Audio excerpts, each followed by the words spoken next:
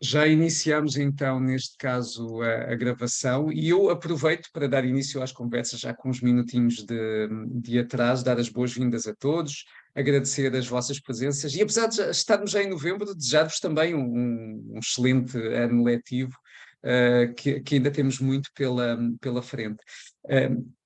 Alguns colegas já participaram nas conversas de fim de tarde na Educom o ano passado e já sabem do que é que se trata esta iniciativa, mas para poder esclarecer todos os restantes colegas que estão a entrar pela primeira vez nesta iniciativa, que já teve início o ano passado nós fizemos um conjunto de 6 conversas de fim de tarde na Educom e abordámos várias temáticas e foi possível emitir depois, no final da formação, certificados de participação em ação de curta duração a quem esteve presente em pelo menos 3 horas, podendo receber o certificado de ação de curta duração em 3 horas, 4, 5 ou até um máximo de 6. E por isso, nós este ano vamos seguir exatamente o mesmo modelo. Temos 6 conversas previstas, abordando várias temáticas, a partir da presença na totalidade de 3 horas, podemos fazer novamente a certificação na modalidade de ação de curta duração. O ano passado,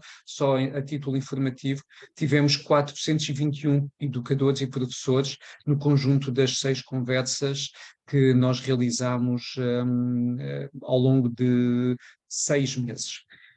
Por isso, e por motivos de certificação, relembro que devem colocar, renomear-se aqui na sala Zoom, pelo menos com o primeiro e último nomes, para nós podermos depois identificar na lista de presenças no relatório do Zoom. E eu estou a verificar neste momento, por exemplo, a colega Alexandra, só lá tem mesmo Alexandra, e nós precisamos que coloque o último nome também para podermos depois identificar. Na sessão de Ok. hoje, e é a primeira deste ano letivo, nós vamos abordar a temática do pensamento computacional e das novas aprendizagens essenciais da matemática e contamos com os nossos amigos e convidados e colegas que já começaram a conversar com os vários participantes. Temos o Gonçalo Espadeiro. O Gonçalo é professor de matemática, é especialista em tecnologias educativas e ele está há muito tempo ligado já ao pensamento computacional. Esteve durante mais de uma década no Centro de Competência TIC da Universidade de Évora e está atualmente em funções no agrupamento de escolas de Redondo. Ele é coautor das novas aprendizagens essenciais da matemática e vai ser quem vai iniciar a conversa neste sentido. Temos também cá Ana Chambel, é professora do primeiro ciclo, tem formação inicial no ensino da matemática e das ciências da natureza, já tem mais de 20 anos de experiência, é fã do digital e também dos penteados todos XPTO, não é, Ana? Das tecnologias educativas também, e está sempre a estimular os alunos para pensarem fora da caixa. Ela está a coordenar atualmente o Clube de Robótica do Agrupamento de Escolas de Sampaio, em Sesimbra, e ao mesmo tempo dinamiza um espaço, a implementação de um espaço maker nesse agrupamento, mas quem melhor do que a Ana para nos falar de todas essas atividades.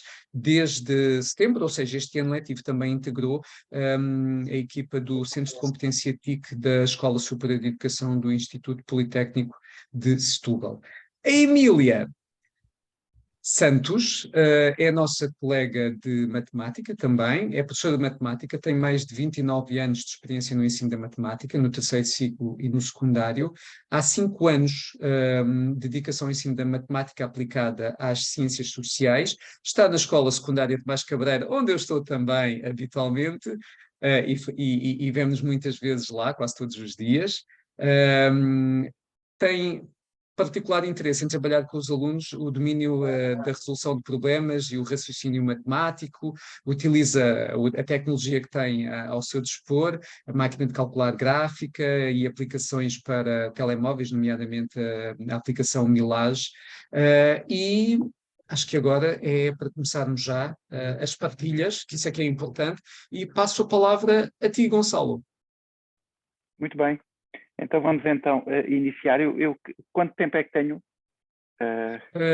3 horas e meia, mais ou menos. E Ok. depois mais. Então São, sou capaz 10 de deixar isto a minutos, meio. Gonçalo, 10 minutos. 10 minutos vai ter mesmo que ser a correr. Eu vou mesmo tentar passar por 10, alguns 15 aspectos. minutos. 15. Sim, sim, sim. Cala-me quando tiveres que calar. Boa tarde a todas e a todos.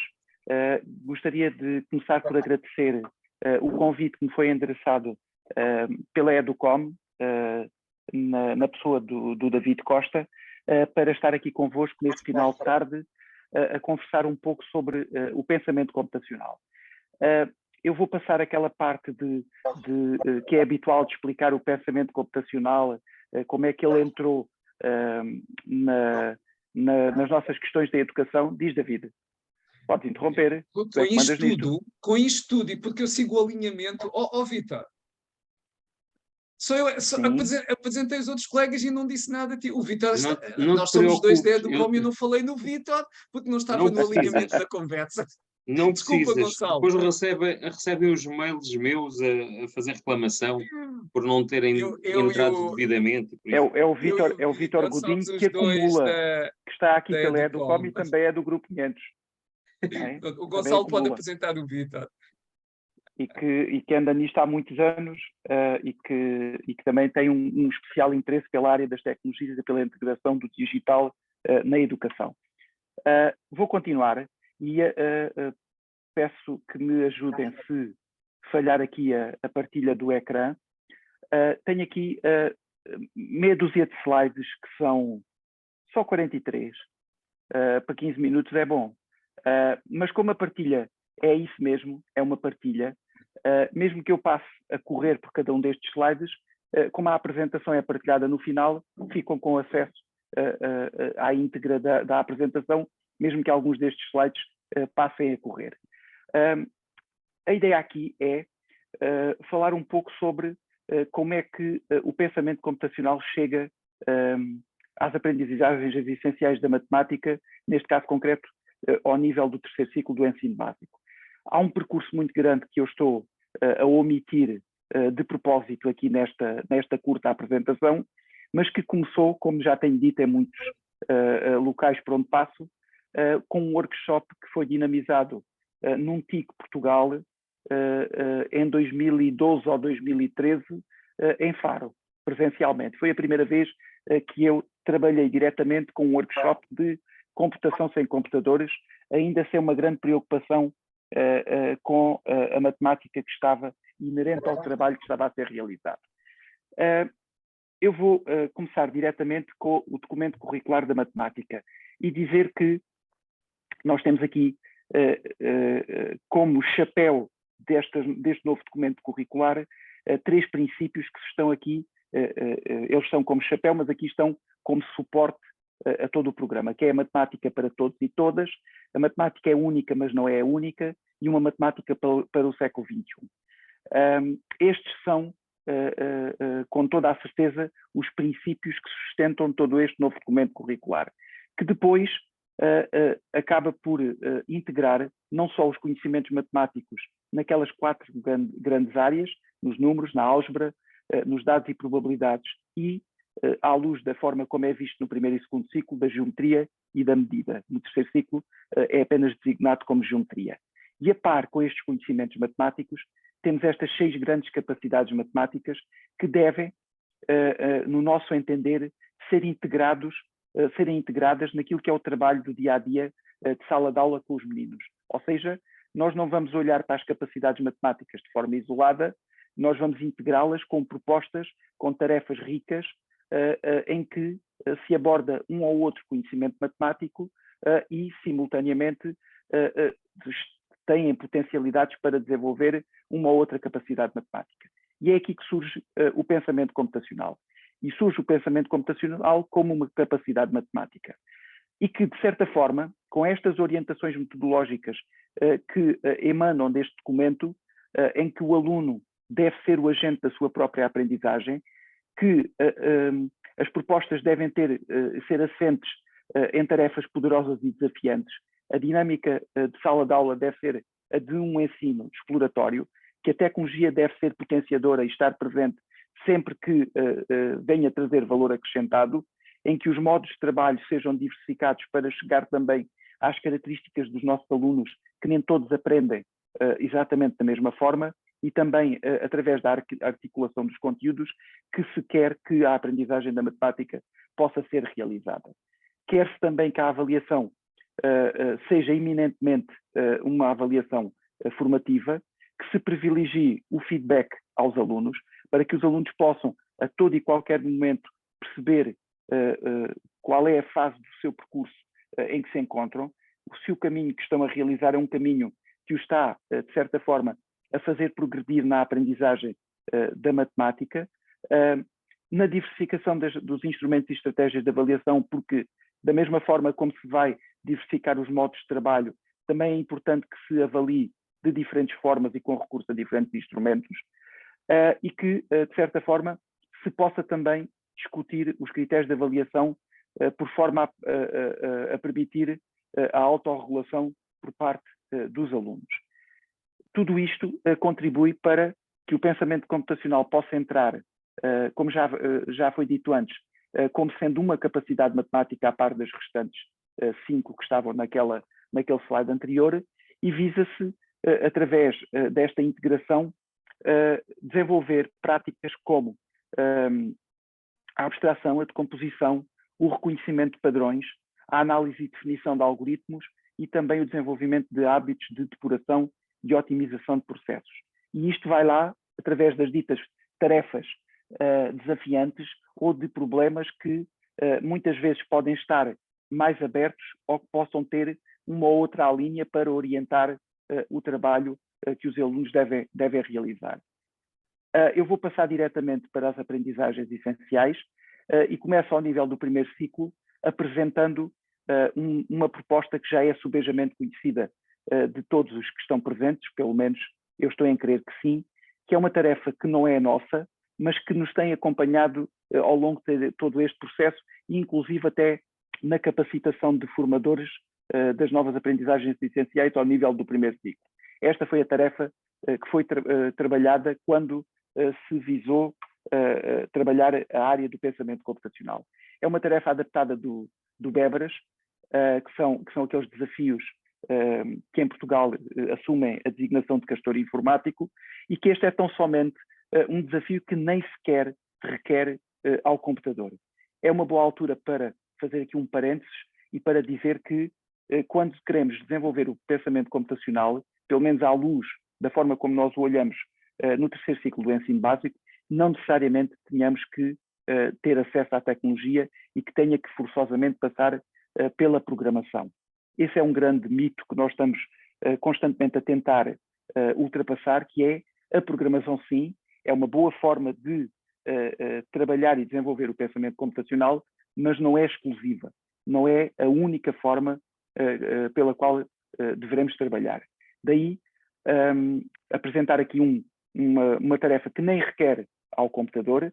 Não vamos ter muito tempo para passar por ela, apenas dizer que muito do trabalho que pode ser feito dos alunos, o acompanhamento do professor é a forma que nós temos de ir com a devida intencionalidade, perceber se alguma daquelas práticas do pensamento computacional está a ser trabalhada pelos alunos, que deverão estar a trabalhar em pares ou em pequenos grupos, e esse processo é aquele que nos permite depois, de certa forma, chegar às respostas que eram propostas naquele enunciado original, que tem a ver com o concretizar o objetivo, neste caso concreto, passar pelos rios todos uma e uma só vez, perceber qual é a casa onde vai terminar, o porquê de ser sempre aquela casa, e depois ir um pouco mais além e tentar contabilizar quantas soluções tem este problema. E isso permite-nos depois chegar também à questão da otimização, que é aquela prática da depuração, de perceber que os caminhos são estes, e estes só que aqui estão, e que não nos permitem encontrar mais. E aí também estamos a desenvolver uma dessas práticas do pensamento computacional. Vou avançar, de certa forma está aqui depois um ou dois slides, neste caso está só um, que refere de uma forma muito sucinta como é que estas práticas podem ser desenvolvidas por parte dos alunos com esta proposta, e vou avançar para uma outra proposta, ainda ao nível do primeiro ciclo, e esta também trabalhada num projeto piloto que foi o Matematique, que de certa forma pretendia trabalhar esta questão do pensamento computacional ao nível do primeiro ciclo do ensino básico.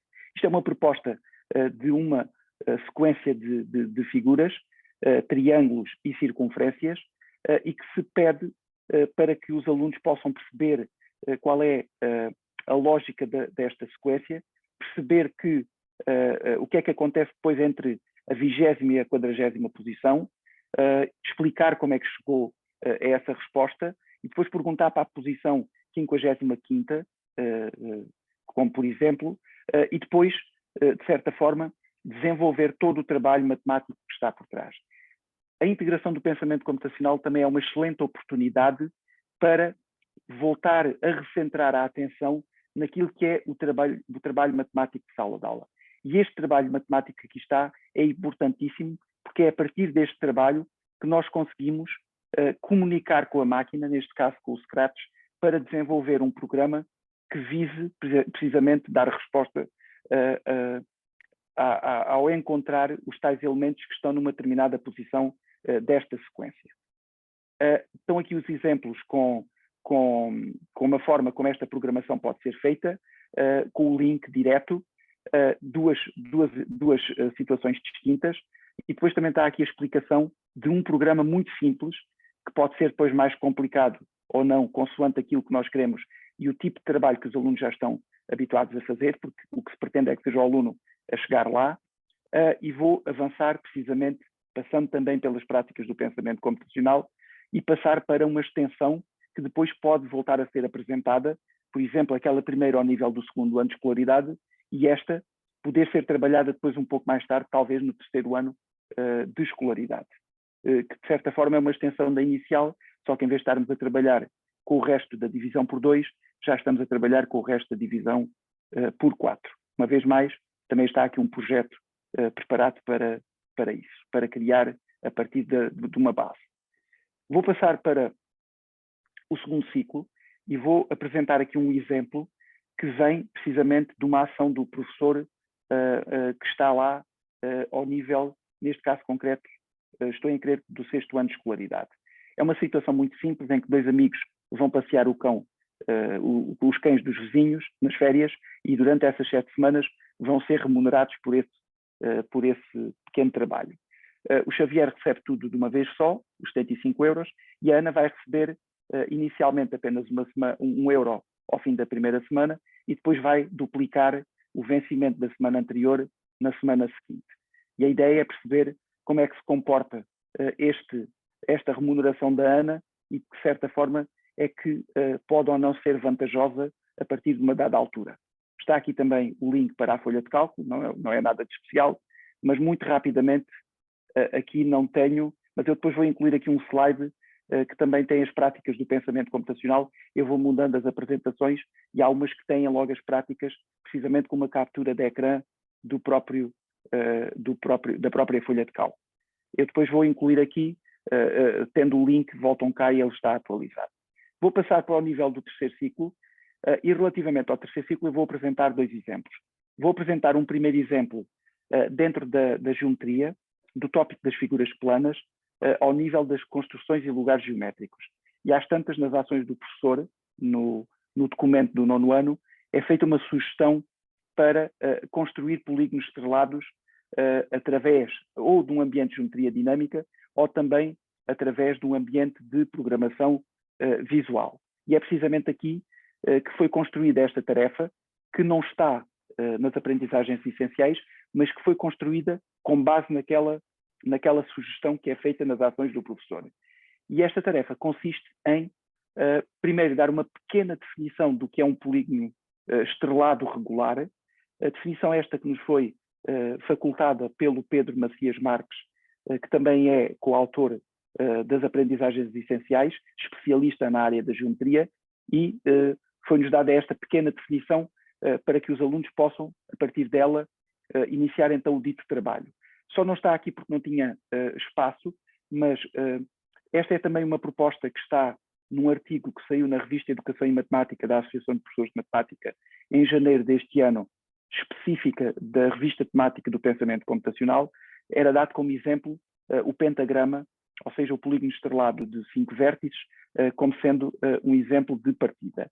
E a partir daí, os alunos poderem começar a trabalhar com um polígono regular de 7 vértices, de 7 vértices, e a partir daí tentar encontrar quantos polígonos estrelados é que consegue encontrar. Ela poderia ficar assim, mais aberta, mas pode ter também esta hipótese de ter estes vários passos que ajudam a conduzir o aluno durante a resolução da tarefa. Não é consensual, mesmo dentro da equipa do terceiro ciclo. Eu fiz equipa com o Paulo Correia e com a professora Leonor Santos, e nós próprios vamos divergindo de opinião, mas sempre de uma forma muito respeitada entre todos, em que há quem defenda que as tarefas devem ser mais abertas para que possa dar aso a aparecerem uma multiplicidade de resoluções maiores, mas também há quem defenda que devem ser guiadas com algumas questões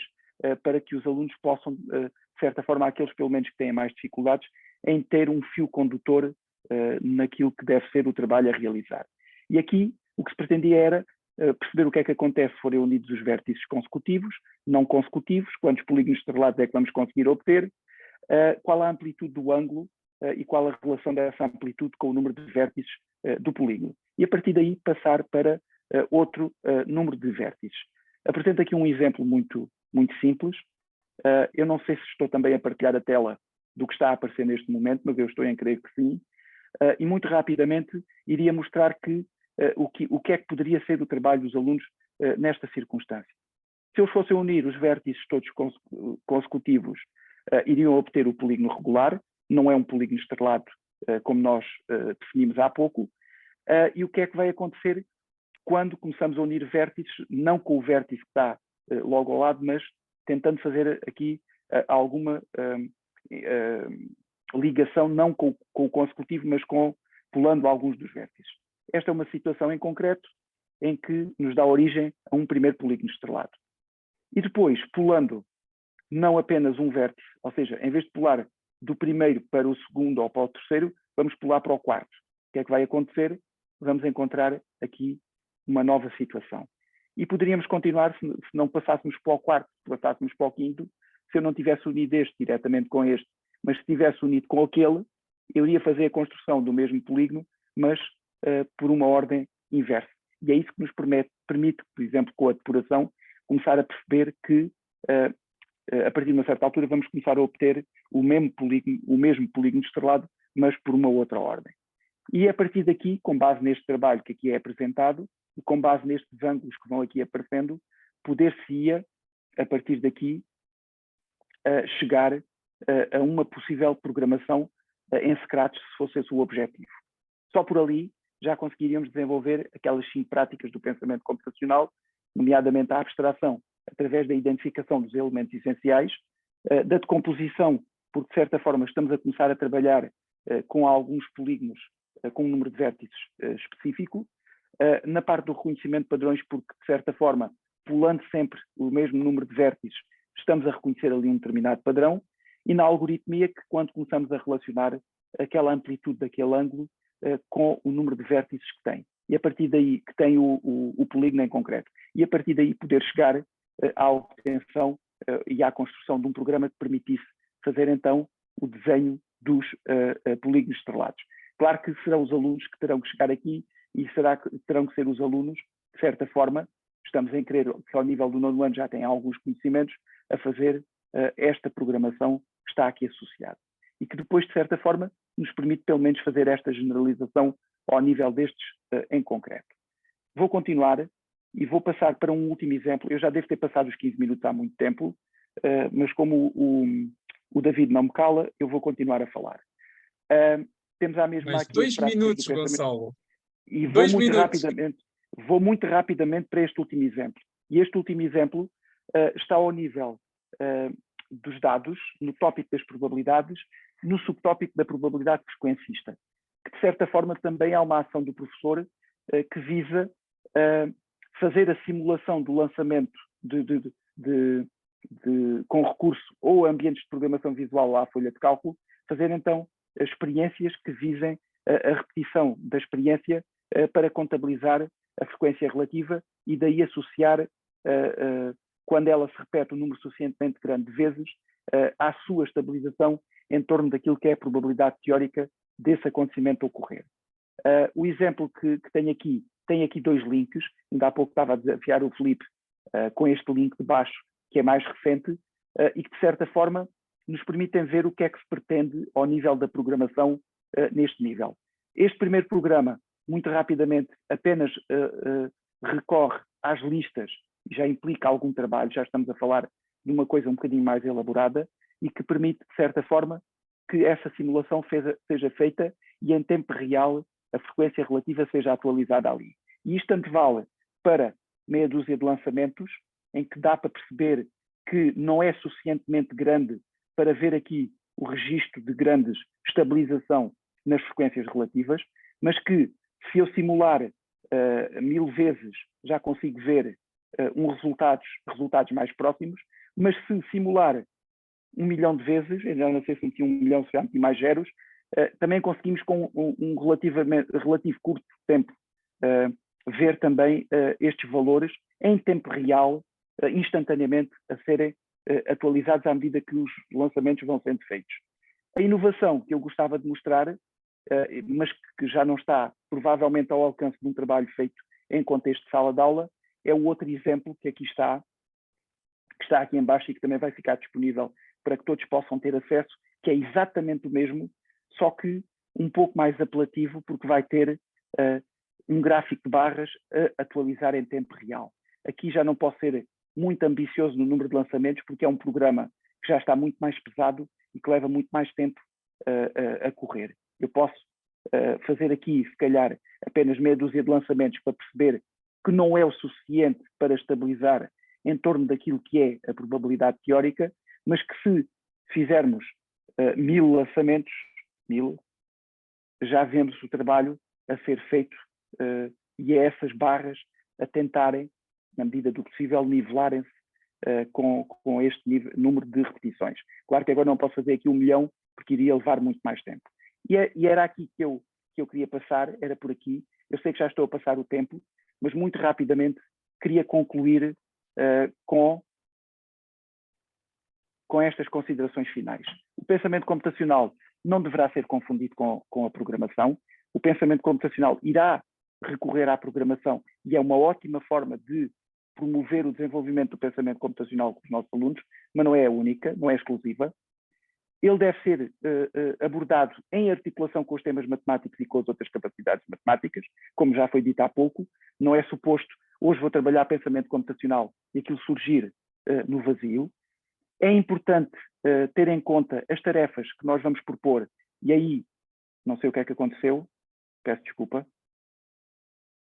Eu sei que deixaram de ver, mas pronto, fica assim.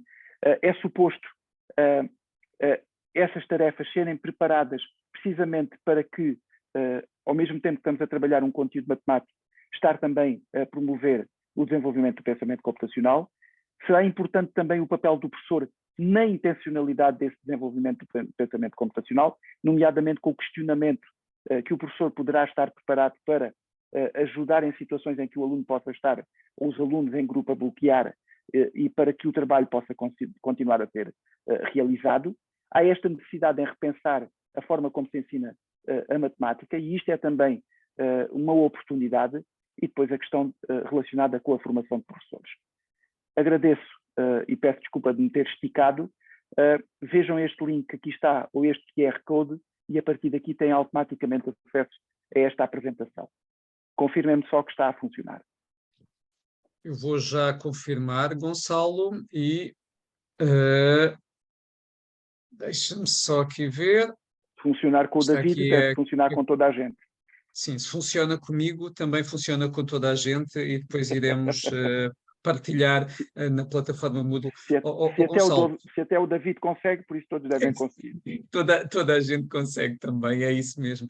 Gonçalo, obrigado pelas tuas partilhas. Nós ficávamos a ouvir-te deliciados e a ver os exemplos durante mais um bom bocado, mas as conversas pretendem-se que sejam breves e que permitam também conversa entre nós.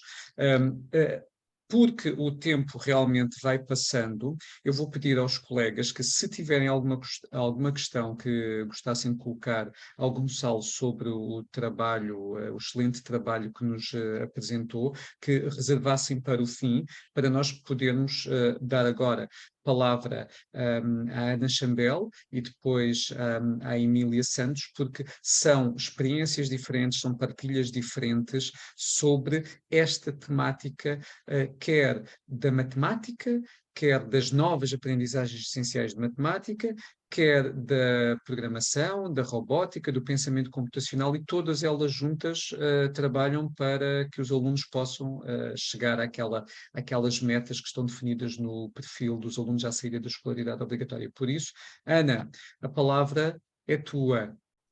Pronto, ainda bem que o Rui falou muito, que assim eu posso sempre dar a desculpa que tenho de falar menos, porque o Rui ocupou o meu tempo, não é?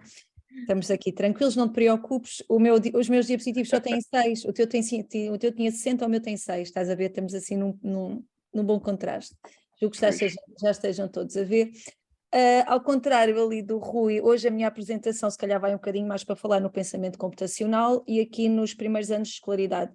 Até acabam por se complementar um bocadinho aqui as apresentações. O David convidou-me a fazer uma partilha de algumas práticas que eu tenho implementado com os meus alunos e como professora de primeiro ciclo achei assim bem trazer aqui só alguns momentos. Pronto, começando pelo pensamento computacional e não indo propriamente lá às aprendizagens essenciais, apesar do pensamento computacional estar a partir de agora especificado e muito claro nas aprendizagens essenciais, desde o primeiro ano de escolaridade, está lá definido e bem, não há como fugir.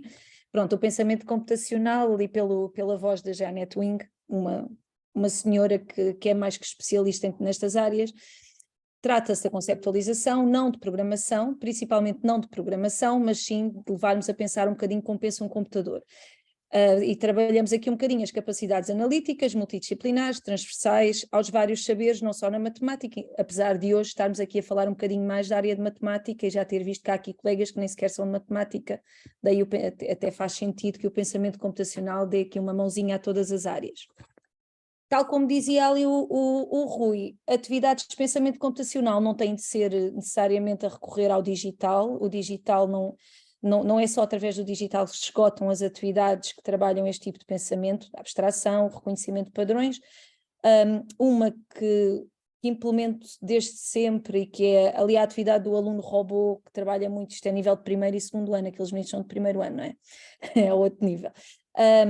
A atividade ali do aluno robô, em que o aluno trabalha a lateralidade, a localização espacial, a orientação no espaço, isto normalmente é um aluno que dá comandos ao outro para ele andar para a esquerda, para a direita, atingir então ali um arcozinho mais pequenino. E passando ali para a outra do Code Color, que não sei se conhecem, se não conhecem, é uma atividade que foi desenvolvida no âmbito ali da Code Week, que é um evento que já se faz há alguns anos nesta altura, julgo que deste ano foi foi no fim de outubro ou foi há pouco tempo. Aquela atividade do Code Color é uma atividade que trabalha reconhecimento de padrões, a abstração, o trabalho de equipa, de grupo e de terem de pensar em percursos naquele espaço. Se não conhecem, depois eu posso entretanto também partilhar a atividade. Mais atividades unplugged, costumo fazer ali com os meus alunos e trabalhando ali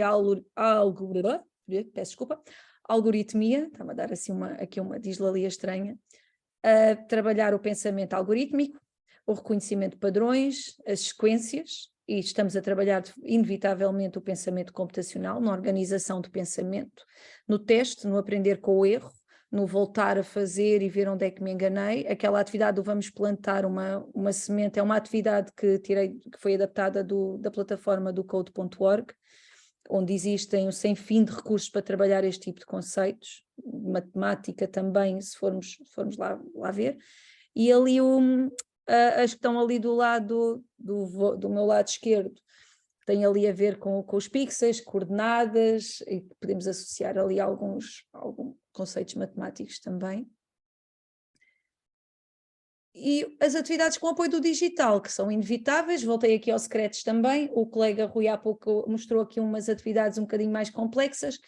A nível do primeiro ciclo, este é um exemplo trabalho do primeiro e do segundo ciclo também, que eu sei que os colegas do segundo ciclo também normalmente gostam muito desta atividade do desenhar polígonos regulares, em que o aluno trabalha, depois encontra os padrões, reconhece, começamos por desenhar um quadrado, a seguir vamos desenhar um triângulo, depois vamos desenhar um hexágono, vamos desenhar trabalhamos ali os ângulos e trabalhamos os conceitos, generalizar, encontrar os padrões, reconhecer o erro ali do Scratch. Desculpem, estou só a andar com as vossas carinhas para o lado, porque as vossas caras estão a tapar a minha apresentação. A robótica, costumo utilizar muita robótica, logo também desde o primeiro ano, é também uma ferramenta que não exige, os robôs não exigem o estar ligados aqui à net, com os Wi-Fi e com essas coisas todas, tanta queixa ainda existe, mas que trabalhamos as contagens, resolução de problemas. No primeiro ciclo fazemos muita articulação curricular e não nos ficamos com a matemática só pela matemática, ao contrário da maior parte dos outros ciclos que têm as horas definidas para as disciplinas. O primeiro ciclo, eu costumo dizer que tem essa mais-valia que nós conseguimos articular, fazer as nossas próprias DACs de uma maneira muito, muito mais fácil. Aqueles alunos ali naquela imagem ali do meio estão a trabalhar as contagens da matemática, estão a trabalhar o português porque estavam a explorar um livro, e na outra estão a trabalhar o estudo do meio porque estavam a trabalhar o ciclo da água, enquanto estão a trabalhar também a orientação espacial, as contagens e a algoritmia ao fim e ao cabo. A reta numérica, aquele exemplo é outro exemplo que eu costumo fazer com o apoio da robótica e também que acabo por estar a desenvolver também a tal história do pensamento computacional, que o Rui diz que já está esgotado o tema e que não vale a pena falarmos muito disso, mas é mentira, Rui, porque temos todos os dias pedidos de colegas a pedir para falarmos do pensamento. Olha, Ana, se eu tivesse falado, tu a seguir ias dizer a mesma coisa. E não é? Exato, pronto, complementámos, parece que foi combinado, não é, Rui? Exatamente. Mas é verdade, Exatamente. ainda é preciso um bocadinho dar a entender aos colegas o que é isto, o pensamento computacional, não é? Pronto, ali aquele da reta numérica, eu costumo usar a reta numérica nos primeiros anos também para fazer contagens progressivas, regressivas, e recorrem ali um bocadinho ao robô, antecipam o resultado, veem onde é que se enganaram, testam depois com algo físico em que conseguem testar, e é uma maneira mais interessante de trabalhar também alguns conceitos matemáticos. Eu, ao contrário do Rui, estão a ver como eu sou muito rápida e falo muito depressa. Aqui acabando aqui com uma frase também da Janet, e também para dar tempo à colega Emília que vem a seguir, não é? Senão, coitada da colega Emília, ainda com menos tempo fica.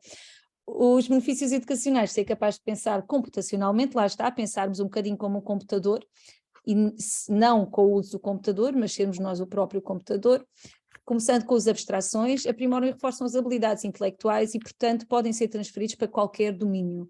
E quando falamos aqui do domínio, o Rui deu exemplos na área da matemática para os vários domínios da matemática, ele falou da geometria, falou de todos os outros, e pronto, eu concordo assim plenamente aqui com esta frase também ali da mesma que apresentei no início da minha apresentação.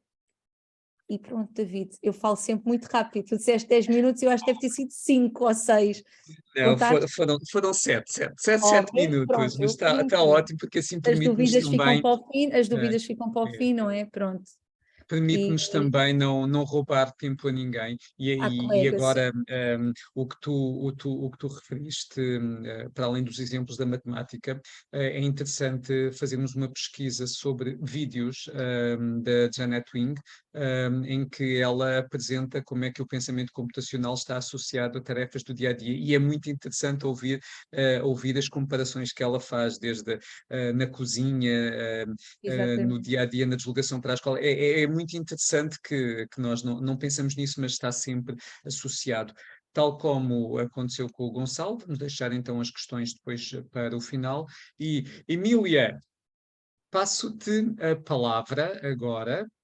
Eu só tenho que compartilhar o meu a tua tela, sim, e referir eu aqui eu partilhei a apresentação agora no chat, David, não sei se depois queres... Sim, nós depois temos a nossa... nós temos, ainda antes da Emília começar a partilhar, eu posso aqui só mostrar que nós temos a nossa disciplina no Moodle, das conversas de fim de tarde na Educom. Todos vão estar inscritos e todos vão estar com as informações necessárias, e vamos fazer as partilhas de todas as apresentações, todos os links, e até vamos procurar que haja partilhas de outros documentos, de outros trabalhos ao longo do ano. Por isso, eu não quero tomar mais tempo agora, a retirar mais tempo à Emília, Emília, quando tu quiseres começar a fazer a partilha, estás à vontade. Sim, posso então, Podes vou. começar a relembrar os colegas que a colega Emília é professora do ensino secundário e trabalha numa situação diferente dos restantes colegas de primeiro, segundo e terceiro ciclo que já começaram a implementar as novas aprendizagens essenciais de matemática. Emília, força! De todas as formas, em princípio, em primeiro lugar, obrigada pelo desafio, não é? Segue-se o seguinte, eu, pelo menos como professora de matemática, e acompanhando aquilo que o colega Rui Gonçalves Padeiro disse, sempre, devido também aos conteúdos programáticos, sempre trabalhei o pensamento computacional. Aliás, eu começo por dizer o seguinte, não é? Eu acho que consigo ver agora aqui. Aqui diz, eu fui retirar isto das aprendizagens essenciais e diz que o pensamento computacional pressupõe o desenvolvimento de forma integrada de práticas como a abstração, a decomposição, o reconhecimento de padrões, a análise e definição de algoritmos e o desenvolvimento de hábitos de depuração e otimização dos processos. Estas práticas são imprescindíveis na atividade matemática e dotam os alunos de ferramentas que lhes permitem resolver problemas, em especial relacionados com a programação, novas aprendizagens, isto é retirado das novas aprendizagens essenciais de matemática do ensino básico. Poderia ser também ensino básico e secundário, não é? Eu não me vou alongar muito, mas escolhi então aqui, nomeadamente, o que é a disciplina de matemática aplicada. Isto foi para mim uma boa surpresa, embora seja um trabalho difícil, não é? Porque eu peguei aqui esta frase que define o seguinte: disciplina de matemática aplicada às ciências sociais é dirigida a um setor de estudantes que não tem sido suficientemente conquistado para a matemática e pretende desempenhar um papel incontornável para os estudantes dos cursos de humanidades, contribuindo para uma abordagem tão completa quanto possível de situações reais, ao desenvolver a capacidade de formular e resolver matematicamente problemas e ao desenvolver a capacidade de comunicação de ideias. Tem sido um desafio muito grande porque os alunos de humanidades, à partida, não digo todos, não é? Mas há um grupo significativo que foge das matemáticas e depois vai encontrar-se com as MACs, não é? Também por pressão dos seus pais que não querem que eles abandonem completamente a matemática. E é difícil conseguir conquistar este público de alunos. Eu escolhi aqui, em MACs, o tema do método de apoio à decisão, não é? E digo que deve a sua pertinência ao facto de vivermos numa sociedade democrática e estarmos constantemente a ser solicitados para tomar decisões, tanto na escolha dos políticos que nos governam, que é a teoria matemática das eleições, como ao nível da divisão mais justa do poder em comissões ou de alguns bens materiais, que é a teoria da partilha equilibrada. Este assunto é extremamente importante, porque a verdade é que a matemática A e mesmo a matemática B não aplicam, não é, a este universo. E depois nós estamos com uma sociedade em crise, nomeadamente na área da democracia, portanto é de todo pertinente que estes miúdos, e mais tarde adultos, e mais tarde pessoas que nos vão governar, saibam quais são as técnicas com as quais a democracia faz uma gestão o melhor possível, não é? Depois, em relação, e não vou alongar mais, em relação a MACs do 11º ano, temos um tema muito interessante, que é o tema da modelação matemática, e este tema prende-se mostrar com alguns modelos matemáticos, ainda que simples, que podem ser úteis. No 11º ano inclui-se o estudo dos modelos de grafos, que o Rui já abordou ao nível do primeiro ciclo, por acaso achei muito curioso, não é? Porque nós em MACs desenvolvemos isto. E é extremamente difícil, porque realmente os miúdos não têm essa formação de base, não é? E então têm dificuldades em entender. Portanto, os modelos de grafos introduzem outra forma de mobilizar a matemática para outros fins e pensando de maneira não usual. Estudam-se e criam-se modelos úteis para enfrentar problemas de gestão e iniciar intervenções sociais ao nível da compreensão dos sistemas de distribuição ou recolha tanto no que se refere à distribuição de bens alimentares, de correio ou de recolha de lixo, como as decisões sobre a localização de serviços que careçam de controladores, vendedores, etc. E a meu ver, é um dos problemas que a nossa sociedade muitas vezes tem, não é? Porque a matemática não pode ser só dirigida a jovens, isto ao nível do ensino secundário e mesmo superior, que vão ser médicos, farmacêuticos, matemáticos, físicos. Os outros todos têm que aprender esta matemática e assim são capazes de otimizar muito melhor os seus raciocínios e depois, mais tarde, serem mais produtivos, sem perderem tanto tempo a resolver problemas. Isto é a minha opinião, obviamente. Agora, a título de exemplo, o que é que eu trouxe aqui? Trouxe coisinhas simples, não, são 10 minutos, não é? Mas pronto, temos aqui esta questão, eu coloquei aos meus alunos do 11º ano, por acaso eles acertaram, embora tivessem tido algumas dúvidas entre a primeira situação e a segunda. Isto tem a ver com um torneio de xadrez, cada jogador vai competir com 3 jogadores, sabendo que estão 8 jogadores a competir, indica o gráfico que representa esta situação. Pronto, eles aqui têm que analisar o grau dos vértices e, ao mesmo tempo, terem atenção que são 8 jogadores e que cada um, não é, vai competir com 3. Tiveram dúvidas aqui no segundo grafo, a solução é a primeira, as outras não, porque aqui tem um vértice de grau 2 e aqui temos vértices, não é? De grau 4. Aqui houve esta questão, porque houve alunas que me perguntaram, mas então este vértice tem grau 3. Sim, tem grau 3, mas aqui este indivíduo apenas compete com 2 adversários, não é? Este é um exemplo muito interessante, por acaso foi giro.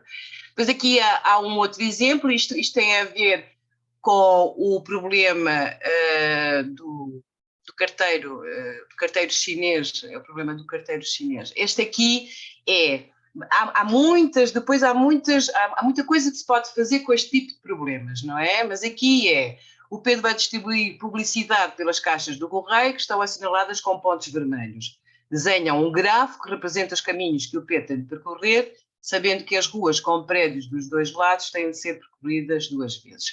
Eles têm muita dificuldade, estes miúdos, em passar desta figura, não é, para a geometria, para o desenho, não é? Portanto, eles têm dificuldades. É muito difícil conseguir que eles saiam do mundo real e passem para o lado mais abstrato, não é? Mas é possível e depois eles acabam por entender que são capazes, que gostam e que até têm bons resultados nas avaliações. Mas aqui tem que se explicar que têm que colocar aqui os vértices nos cruzamentos, não é? Em cada um dos cruzamentos tem, e aqui em baixo, portanto aqui também, e depois se o carteiro tem que distribuir cartas, então tem que tem que ligar este vértice com este vértice e depois temos 2 arestas, não é? 2 arestas paralelas. Eu apliquei isto numa questão-aula e os alunos todos entenderam. Apesar de eles acharem inicialmente que não. Pronto, não sei se me estou a explicar muito bem, mas também a abordagem, depois, se vocês quiserem, eu falo melhor sobre isto. Este aqui é um exercício que saiu numa prova de exame, portanto, é só para vocês verem que depois o grau de dificuldade é mais ou menos, quer dizer, pode ser este, não é? Eles estão a tentar, a nível do ensino secundário, avaliar os alunos utilizando testes online, não sei, será mais ou menos isto. Mas este diz assim, em cada uma das opções A, B, C e D apresenta-se um esquema sob a forma de grafo que representa um jardim. Em cada grafo, os vértices representam canteiros e as arestas representam os caminhos existentes entre eles. No jardim onde o Rui trabalha, foi construído um novo caminho entre 2 canteiros que ainda não estavam ligados. Graças a este novo caminho, é agora possível iniciar e terminar o percurso no mesmo canteiro, percorrendo todos os caminhos incluindo o novo sem repetir nenhum deles. Qual das opções representa o jardim onde trabalha o Rui antes da construção do novo caminho? Essa é a pergunta. Em relação a este exercício, pontos fracos os alunos fazem leituras muito rápidas e, portanto, não ligam ao pormenor. E isto é algo que tem vindo a acontecer principalmente nos últimos anos e, a meu ver, também tem muito a ver com a utilização que eles fazem do telemóvel, do Facebook, Instagram, e, portanto, eles têm... E a falta de leitura, não é? Eles são alunos que leem pouco. Mas este exercício é simples, não é? Nós temos que saber qual destas opções respeita o pedido, tendo em atenção que a construção de um novo caminho tendo em atenção que foi construído um novo caminho entre dois canteiros que ainda não estavam ligados, o que significa que a opção correta é a opção C, não é? Porque só este vértice A e este vértice F é que têm graus ímpares e, portanto, se houver aqui uma ligação, então é possível satisfazer o pedido do problema. Depois... Emília, desculpa interromper-te, vou-te pedir mesmo para seres muito breve, para nós não nos esticarmos para além do tempo. Sim, eu aqui a única coisa que... Pronto, aqui o método das licitações secretas tem como base um algoritmo, isto também é importante, não é? Esse algoritmo... Pronto, eu posso explicar um bocadito, mas é importante. Na disciplina de Max, a algoritmia, como vocês estavam a falar, é realmente algo que é comum nas mais variadas unidades e na resolução de problemas dos mais variados conteúdos, não é? Agora vocês dizem assim, onde é que está a programação ou onde é que está o pensamento computacional? Está sempre presente, e aí eu concordo perfeitamente com o Rui Gonçalo, não há aqui nada que não seja o pensamento computacional. Aqui deixo-vos portanto, este exemplo é um exemplo adaptado, outros colegas nossos, nomeadamente aqui os professores o Eduardo Cunha e o Raul Aparício Gonçalves, eles desenvolveram atividades muito interessantes, apenas precisam de ligar aqui a este exemplo adaptado e ele vai aparecer, não é? Aparece aqui, porque depois temos a Texas Instruments é um mundo, não é? É um mundo.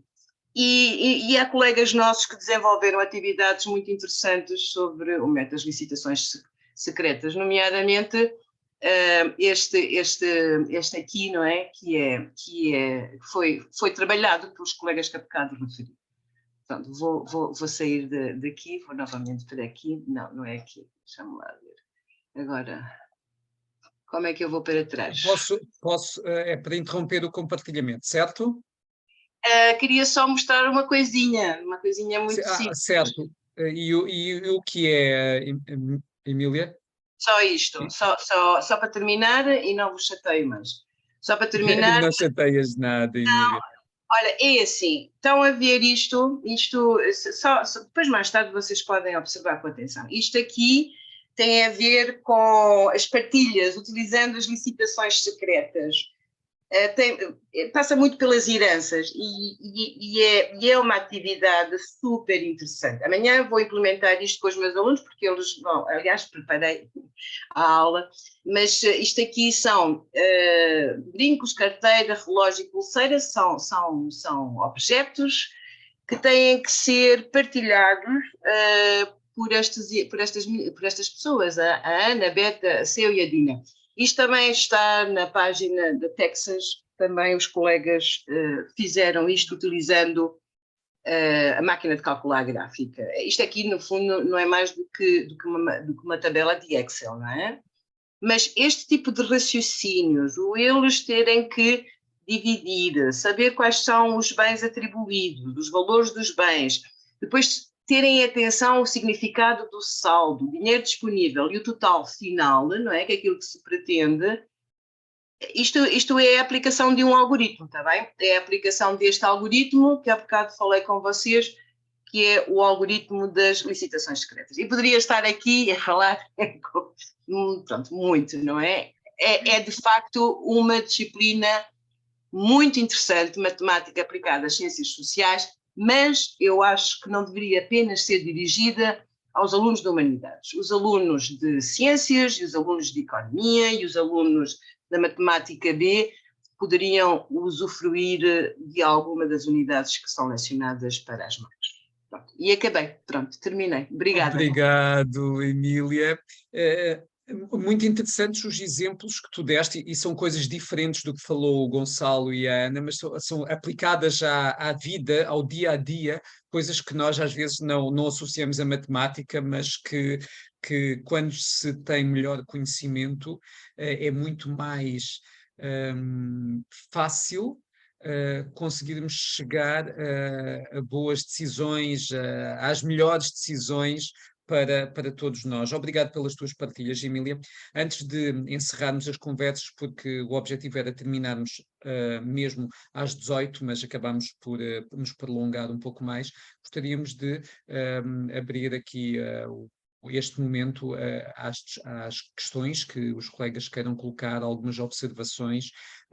Se gostavam de fazer algum pedido aos colegas que apresentaram o trabalho, ao Gonçalo, à Ana, à Emília, ou a qualquer um de nós, enfim, dou-vos a palavra e peço-vos que nas reações, cá em baixo, levantem a mão para ser mais fácil nós gerirmos, se alguém, obviamente, quiser intervir. Alguém? Não temos intervenções, também não vamos prolongar muito mais este tempo.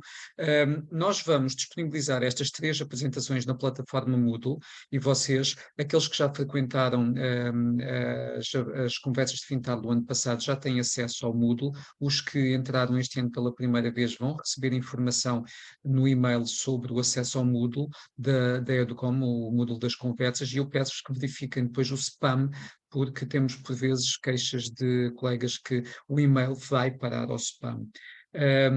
Se nós pensamos, eu e o Vítor, que eu não apresentei no início e peço agora desculpa por isso, pensamos em que poderíamos complementar este trabalho e indo um pouco ao encontro do que o Gonçalo e a Ana Chambel falaram nas suas apresentações, de aqueles colegas que tiverem o desejo, por exemplo, de explorar um pouco programação em Scratch, nós podermos experimentar numa sessão de 1 hora, por exemplo, daqui a uma semana, 2 semanas, experimentarmos, partilharmos entre nós uma atividade prática de utilização do Scratch. Portanto, nós vamos lançar esse desafio, vocês hão de receber esse desafio e depois juntamos-nos aqui também no Zoom e vamos experimentar nós fazer algumas atividades simples em Scratch para podermos colocar até em prática as partilhas de hoje. Não podemos ir a um nível tão avançado quanto o que a Emília partilhou connosco, porque também é um nível de escolaridade diferente daquele que nós temos experiência, mas poderemos fazer, obviamente, algumas coisas simples. Emília, pediste a palavra, força. Tens dúvidas para a Emília? Não é dúvidas, mas é um assunto que eu... É assim, é necessário haver uma ligação entre os ciclos. Se não houver uma ligação entre os ciclos, os miúdos aprendem umas coisas no primeiro ciclo, depois no segundo ciclo, como não há continuidade, ou se calhar há mais continuidade entre o primeiro e o segundo, mas depois entre o segundo e o terceiro e o secundário, há barreiras fortes. Eu acho que depois nós temos que ter um trabalho redobrado, porque as coisas não estão conexas, não é? Portanto, eu acho que isso é um problema que nós temos que resolver. Falámos muito de muita coisa, mas talvez agora com estas novas partilhas seja possível. Mas é muito importante, porque, por exemplo, eu não sabia que já se trabalhava grafos ao nível, se não me engano, do primeiro ciclo, não é? Portanto, foi uma novidade, não sabia, por acaso Não tinha ideia. E isso é muito interessante saber. Estas partilhas em que nós ouvimos um pouco o que se faz e nós procuramos. Olha, já agora, só para não prolongar, nós vamos continuar na conversa, mas eu queria agradecer a vossa presença e vou terminar agora a gravação. Depois, podemos continuar aqui na conversa. Quem quiser cá continuar, pode continuar, não tem problema, mas obrigado a todos mais uma vez pela vossa presença e este vídeo irá depois ser disponibilizado no canal do YouTube.